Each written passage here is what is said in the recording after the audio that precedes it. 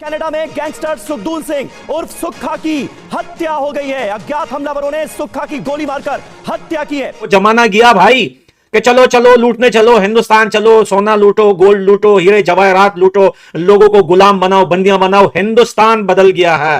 हिंदुस्तान के लिए कोई आंख उठाएगा, हिंदुस्तान उसके घर में घुस के उसकी आंख निकाल देगा। एनआईए ने जो वांटेड लिस्ट जारी की थी उसमें इस गैंगस्टर सुक्खा का भी नाम था, जिसकी तस्वीर आप देख रहे हैं, जिसकी कनाडा में कर दी गई है हत्या। जब एक सिख को भारतीय गवर्नमेंट ने टेररिस्ट डिक्लेयर किया था आज से 2 साल पहले, तो जस्टिन ट्रूडो ने उस वक्त उसके खिलाफ क्यों नहीं कोई एक्शन लिया? अगर वो किया होता तो आज वो निजर साहब कत्ल ना हुए होते। हिंदुस्तान की सरकार को कनाडा के एक बेवकूफ प्रेसिडेंट जैसे सेम लाइक वो उक्राइन का प्रेसिडेंट और ये कनाडा का, ये दोनों सेम है, बुद्धि कम है। वो साला उक्राइन वाला अमेरिका की खातिर रशिया से भिड़ गया और भाई ये खालिस्तानियों की वजह से हिंदुस्तान से भिड़ गया। आपने भारत के एतमाद को परमानेंट बेसिस पे विन करने की कोशिश ही नहीं की और कभी नहीं की। मैं उसकी मिसाल ये देना चाहता हूं। जो जवाब हमारे भारत के प्रधानमंत्री ने इनको दिया है वो बहुत जबरदस्त दिया है, और जो रास्ता दिखाया है और 5 दिन का अल्टीमेटम दिया है, ये जबरदस्त दिया है। जो ये ट्वीट करते हैं कि आज भारत ट्रबल में है, भारत को घेरा डाल लिया है, कनाडा नीचे ले आएगा, मैं उन बच्चों से खासकर ये कहूंगा कि वो पहले भारतीय इकोनॉमी के बारे में रिसर्च कर लें। जस्टिन ट्रूडो जो है वो मातम कर रहे हैं रुदाली की तरह के, मर गया। तो ठीक है, तुम 23 जून से लेकर के तुम सितंबर तक कहां सो रहे हैं? नमस्कार दोस्तों, जैसा कि आपने इंट्रो में देखा कि एक और खालिस्तानी आतंकवादी कनाडा से मारा गया जिसका नाम था सुक्खा। वहीं आपको बता दें कि 2-3 महीने पहले एक जो खालिस्तान का सरबरा था उसको मार दिया गया था, जिसको लेकर 2-3 दिन पहले अभी कनाडा के प्राइम मिनिस्टर भारत के ऊपर आरोप लगा रहे थे कि ये सब भारत करा रहा है। दरअसल आपको बता दें कि ये जो कनाडा के प्राइम मिनिस्टर यानी जस्टिन ट्रूडो है, इसलिए भारत के ऊपर आरोप लगा रहे हैं क्योंकि जो खालिस्तानी है वो भारत को बांटने की बात करते हैं और उनका ये लग रहा है कि इससे भारत का कनेक्शन है इसको मारने के पीछे।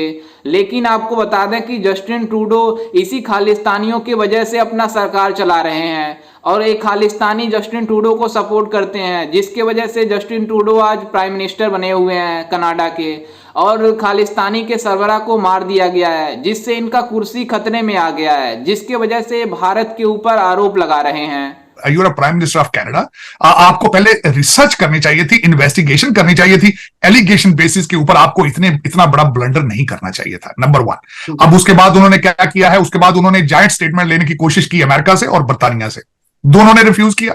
जब अमेरिका ने कहा है कि आप पहले अपनी योर इन्वेस्टिगेशन योर स्टेटमेंट, आप पहले इन्वेस्टिगेशन करें उसके बाद उससे डील करें। जो बर्तानिया ने स्टेटमेंट दी है उन्होंने उससे भी लोअर क्लास की स्टेटमेंट दी, उसमें भारत का नाम ही नहीं है। दूसरी उन्होंने ट्राई की, एक ऑर्गेनाइजेशन है फाइव आइज कंट्रीज, उन्होंने उनसे स्टेटमेंट लेने की कोशिश की, वहां से उनको कोई सपोर्ट हासिल नहीं हुई।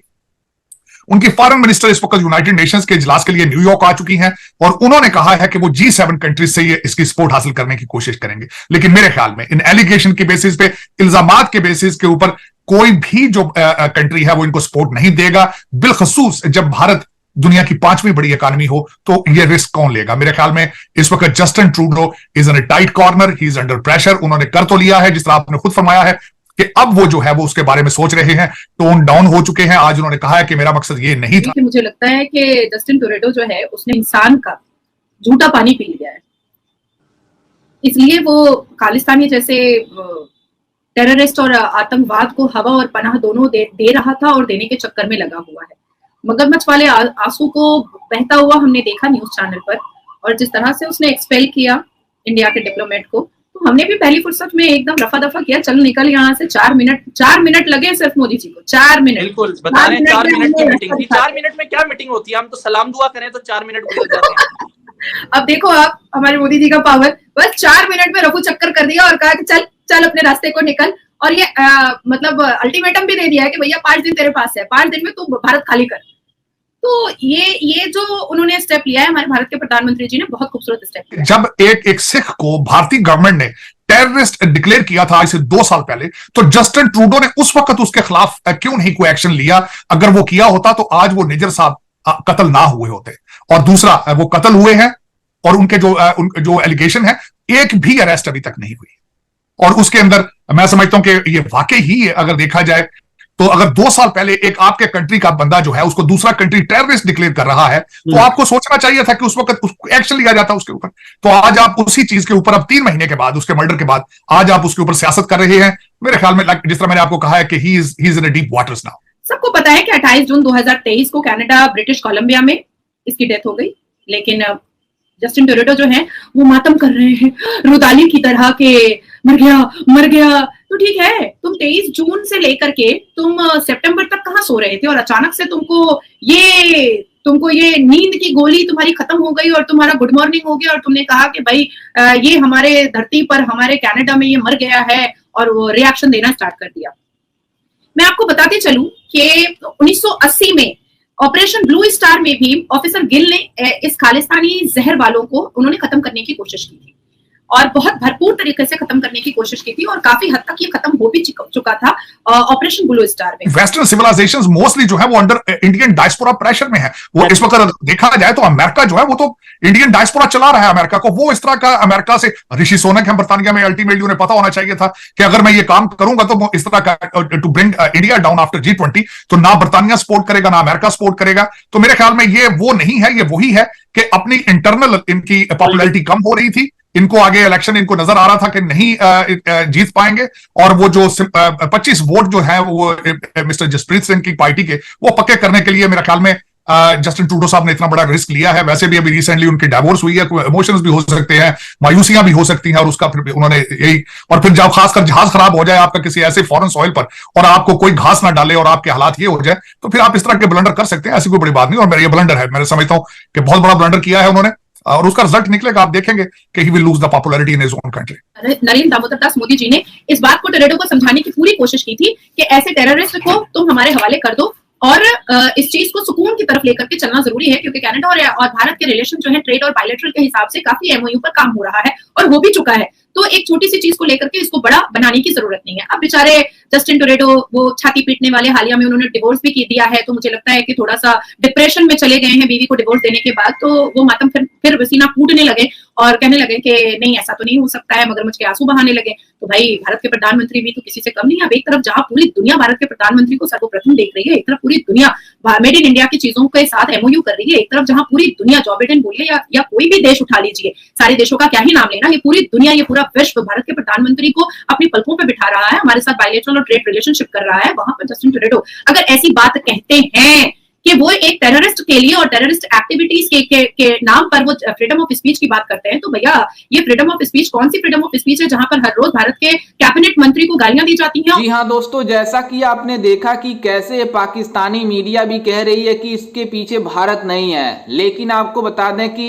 कनाडा के प्राइम मिनिस्टर जस्टिन ट्रूडो का कहना है कि जो भी खालिस्तानियों के साथ हो रहा है उसमें भारत का हाथ है। लेकिन आपको बता दें कि जस्टिन ट्रूडो खालिस्तानी को सपोर्ट कर रहा है, जो कि भारत की मतलब भारत ने उसको आतंकवादी घोषित कर दिया है, यानी एनआईए ने उसको मोस्ट वांटेड मतलब आतंकवादी घोषित कर दिया था।